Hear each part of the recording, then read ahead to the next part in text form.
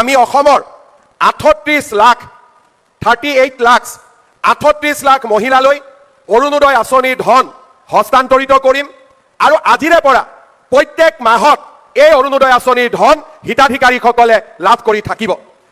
আজি মাসকলে অৰুণোদয় পাবৰ কাৰণে ক'তো যাব নালাগে। মোদী ডাঙৰীয়াই বেংক একাউণ্ট বনাই দিছে, 10 তাৰিখে বেংক একাউণ্টত নিজে নিজে টকা সোমাব, কোনো ৰাজনৈতিক দলৰ মিটিঙত যাব নালাগে। অৰুণোদয় পাবৰ কাৰণে কাৰো মিটিঙত যাব নালাগে, মাত্ৰ 11 তাৰিখে ৰাতিপুৱা বেংকলৈকে যাব লাগে, ইমানেই মাত্ৰ কাম। হয়নে নহয়? হয়নে নহয়? শ্ৰদ্ধাৰ আই মাতৃসকল, আজি আমি আপোনালোকক আৰু এটা কথা ক'ব খুজিছোঁ। অৰুণোদয় আমি 17 ছেপ্টেম্বৰত কৰিবলগীয়া আছিল, কৰিলোঁ অক্টোবৰত। তাৰমানে ছেপ্টেম্বৰৰ টকাটো মোৰ লগত থাকি গ'ল। এতিয়া মাৰ টকাটো মই নোহোৱা কৰিব পাৰোঁ নেকি? সেইটোতো মই নোৱাৰোঁ, কাৰণ ছেপ্টেম্বৰত পোৱা টকাটো অক্টোবৰত পালে ছেপ্টেম্বৰৰ টকাটো ক'ত যাব? আজিয়ে মই আপোনালোকক ক'লোঁ, ছেপ্টেম্বৰৰ ধাৰৰ সৈতে ফেব্ৰুৱাৰী মাহত মই আপোনালোকক এটা ডাঙৰ উপহাৰ দিম। আজি আপোনালোকক মই কৈ থৈ দিলোঁ, এটা ডাঙৰ উপহাৰ দিম।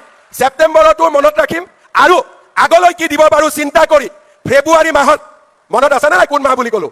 কোন মাহ? এই পিছৰ ফালে কোৱা নাই, কোন মাহ? ফেব্ৰুৱাৰী মাহটো মনত ৰাখিব। ছেপ্টেম্বৰৰ পইচাটো মোৰ লগত আছে এতিয়া, ঠিক আছে?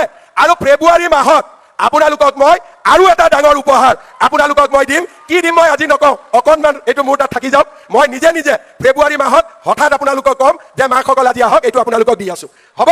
গতিকে ফেব্ৰুৱাৰী মাহত আপোনালোকক আমি আৰু এটা ডাঙৰ উপহাৰ দিবৰ কাৰণে গৈ আছোঁ। লগতে আৰু এটা কথা আপোনালোকক ক'ব খোজোঁ, অৰুণোদয় 3 সংখ্যা বাঢ়িলে সংখ্যাৰ লগত আঁচনিও বাঢ়িব লাগিব। সেইকাৰণে আমি কৈছোঁ যে 1 নৱেম্বৰৰ পৰা আমি এটা নতুন আঁচনি আৰম্ভ কৰিম। ৰেচন কাৰ্ড সকলোৰে আছেনে নাই? হাত দাঙকচোন। আমাৰ বুথতো হাত দাঙক, যোনে যোনে চাই আছে। আমাৰ ৰেচন কাৰ্ড আছেনে নাই সকলোৰে? বঢ়িয়া। এই ৰেচন কাৰ্ডত আমি কি পাইছিলোঁ?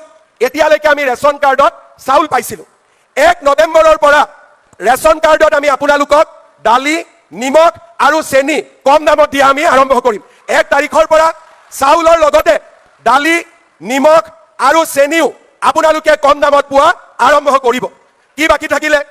গেছ বাকী থাকিলে আৰু মিঠাতেল বাকী থাকিলে, হয়নে নহয়? কি কি বাকী থাকিলে? গেছ আৰু মিঠাতেল, হয়নে নহয়? এতিয়া কাৰ কাৰ ঘৰত গেছৰ কানেকশ্যন আছে? হাত দাঙক। সকলোৰে আছে। এতিয়া আমি যে আপোনালোকক গেছৰ ফৰ্মখন দিছিলোঁ, ফিল আপ কৰিলে নে নাই আপোনালোকে? কোনে কোনে ফিল আপ কৰা নাই হাত দাঙকচোন। ঠিক আছে, আপোনালোকে আমাক গেছৰ ফৰ্মখন ফিল আপ কৰি দিয়ক। তেতিয়া কি হ'ব? যেতিয়া আপোনালোকে গেছ কিনিব, আপোনালোকৰ বেংক একাউণ্টত মই আৰু 250 টকা পুটুক কৰি দি দিম, হ'ব? 950 টকা গেছৰ দাম, 250 টকা চৰকাৰে দিলে 700 টকা হ'ব। আৰু 550 টকা গেছৰ দাম চৰকাৰে 250 টকা দিলে 300 টকা হ'ব। সেইকাৰণে মই আপোনালোকক অনুৰোধ কৰিম, গেছৰ প্ৰপত্ৰখন অতি সোনকালে আপোনালোকে আমাক পূৰণ কৰি দিয়ক, যাতে আমি সোনকালে গেছৰ পইচাও আপোনালোকক দিব আৰম্ভ কৰিব পাৰোঁ। তাৰমানে 1250 অৰুণোদয় পাব, 250 টকা গেছৰ কাৰণে পাব। কিমান হ'ল তেতিয়াহ'লে? দুইটা যোগ কৰিলে কিমান হ'ল? 1500 হ'ল, হয়নে নহয়? এতিয়া বাকী থাকিলে মিঠাতেলটো। অহাবাৰ মোক ভোট দি জিকাই দিয়ক, মিঠাতেলটো কৰি দিম, হ'ব? হ'ব নে নহ'ব?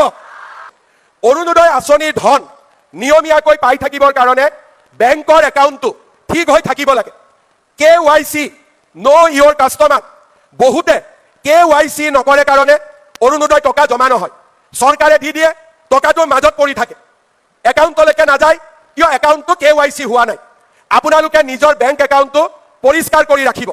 নিজৰ বেংক একাউণ্টটো যদি পৰিষ্কাৰ হৈ নাথাকে, তেতিয়াহ'লে অৰুণোদয় টকা আমি পঠালেও আপোনালোকৰ একাউণ্টত গৈ নাপায়গৈ।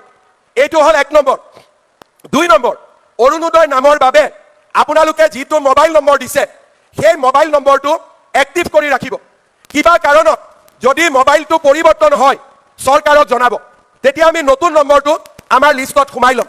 তৃতীয়তে, আজিলৈকে আমাৰ কোনো অফিচাৰ নাছিলে, অৰুণোদয় নাপালে আমি ক'ত যাম? এতিয়াৰ পৰা প্ৰত্যেক ব্লকত এজন অৰুণোদয় সহায়ক থাকিব। যদি মাহত টকা নাহে, ব্লকৰ অফিচত গৈ আপোনালোকে অভিযোগ কৰিব পাৰিব। তৃতীয়তে, এটা আমি ফোন নম্বৰ দিম আপোনালোকক। যদি ব্লকত যাবৰ কাৰণেতো কষ্ট হ'ব গাঁৱৰ পৰা, এই ফোন নম্বৰটোতো আপোনালোকে ফোন কৰি ক'ব পাৰিব যে মোৰ নাম অমুক, মই অৰুণোদয় পাই আছিলোঁ, যোৱা মাহত অৰুণোদয় টকা সোমোৱা নাই। তেতিয়াহ'লে আমি লগে লগে এই অৰুণোদয় একাউণ্টটো চেক কৰি আপোনালোকক ঠিক কৰি দিম।